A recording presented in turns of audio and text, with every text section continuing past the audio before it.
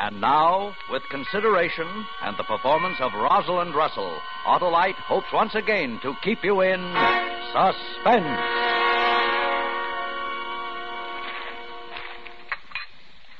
Well, Gloom, don't I rate a good morning? I'm sorry. Good morning, darling. You know, the Masons have asked us to cocktails tomorrow. I told them I didn't know. I'd check with you. Oh, by the way, I'm completely out of aspirin again. Would you mind picking me up a bottle on the way? Charles, you're not reading the paper, are you? No, Ellen, I'm not. Oh, what's the matter? Everything's the matter, darling. Everything. Oh, what is it? Whatever.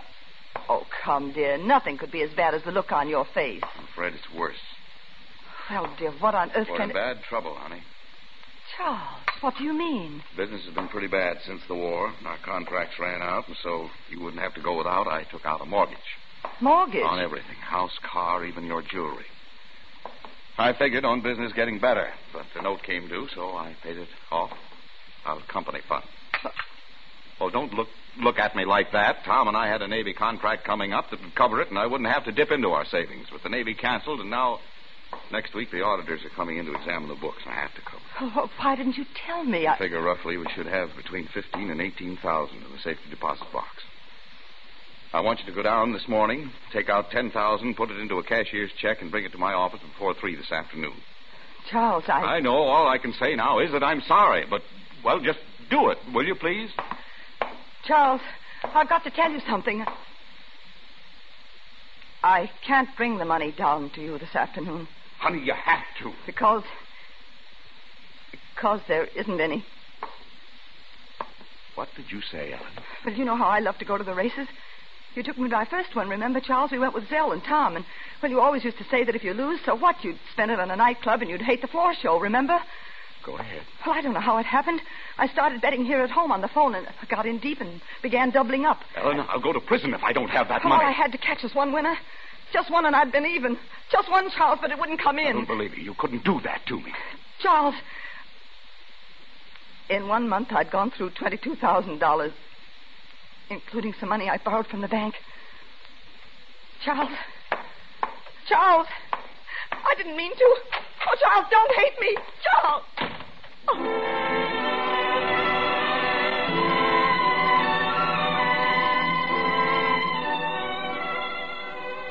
That night, he didn't come home till very late.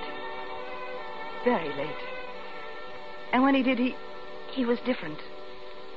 He wasn't angry with me. It's all right, darling. Don't you worry. Oh, what are we going to do? It won't be so bad.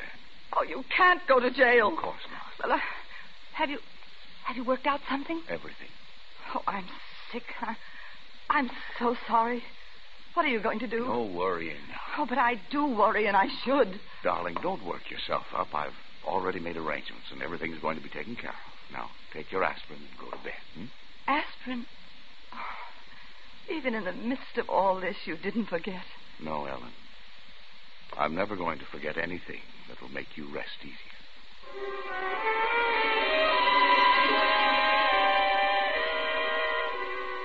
From then on, he began to work a great deal at night. Work for hours alone in his little laboratory that he had built out there in the garage. I could feel a tension mounting inside me, building and building and building till my nerves became so taut that I couldn't sleep. The least sound awakened me. One night in particular, I thought I heard the muffled whine of a dog in our backyard. We had a high wire fence completely enclosing our grounds. It would be impossible for any animal to get in. I raised up on one elbow, listened intently. There it was again. I got up and went to the window.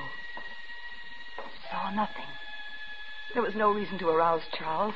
He'd worked late out there again. I slipped on a robe and went down the stairs. I opened the back door. Then again, this time it was distinct. There was no doubt. It was coming from the laboratory. I walked across the yard to the garage and waited. There were no more sounds. As I reached for the latch, I noticed that my hands were wet. And then I stopped. There was a new lock on the laboratory door.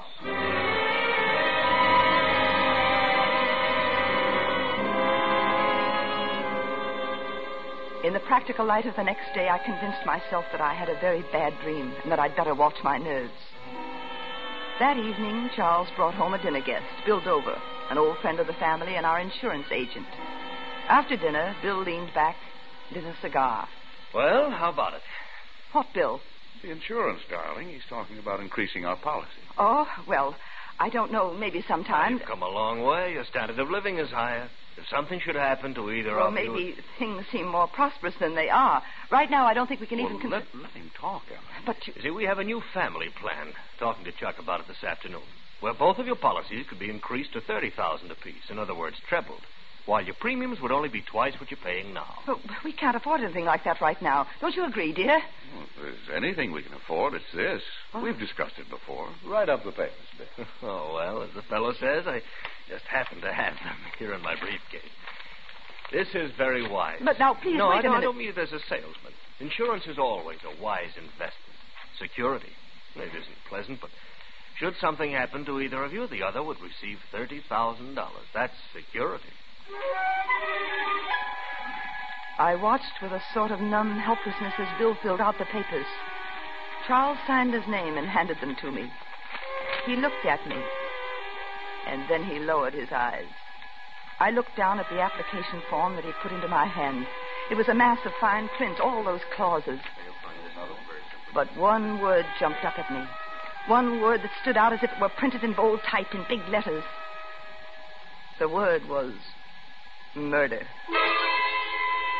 I found myself reading, suicide by the insured within 2 years, following date policy is in effect, voids all claims. Murder of insured by beneficiary, or any party connected in a fraudulent manner with beneficiary in said murder, voids all claims. Any fraudulent act. 30,000. Well, Ellen, sign it. Yes.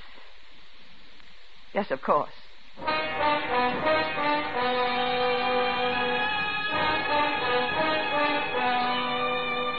That night, Charles did something I'd never known him to do before.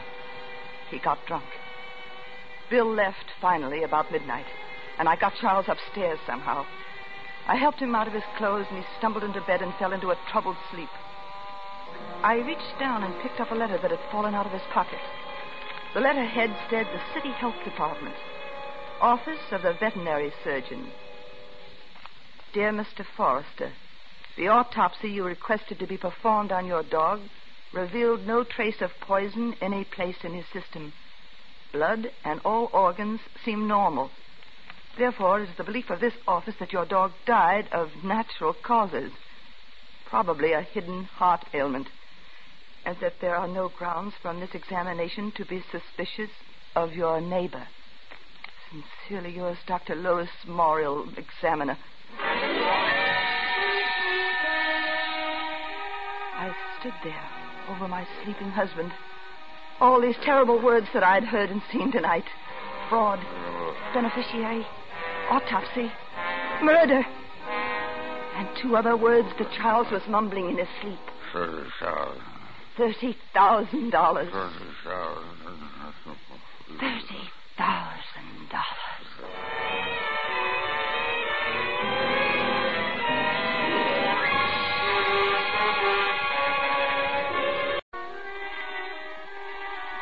The next morning, I woke with a frightful sense of lurking danger. Charles was up and gone. There was a note that said, "Sorry, darling." As I got out of bed, I stepped on something cold. It was a key to a padlock. The key to the new laboratory. I went out there. I stood in the tiny room, a maze of odd-shaped bottles, test tubes, and boxes. I was about to leave when my hand brushed against the side of an old steamer trunk. It was ice cold and damp. It was locked, and I couldn't force it open. So I called a locksmith, and he came over. I'll have it open in a minute. Please hurry. You just slip this little rod in like this. A little turn and... Don't open it. Oh, I thought you wanted me... No, just open the lock. Don't lift the lid. Well, I can't very well... Don't lift the lid! There. Hey, you always keep dead guinea pigs in trunks? Oh, no, it was just part of an experiment. What killed them? There ain't a mark on him. Well, the experiment. Give me my money. Yes, of course. Thanks.